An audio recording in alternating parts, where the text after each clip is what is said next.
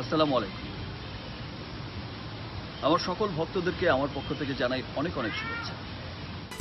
मेरे प्रथम आलो पुरस्कार, मेरे प्रथम आलो पुरस्कार, मेरे प्रथम।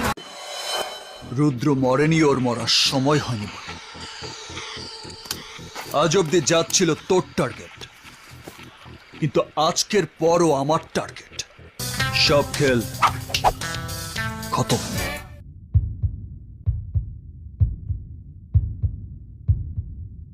শ্রেষ্ঠ অভিনেতা চলচ্চিত্র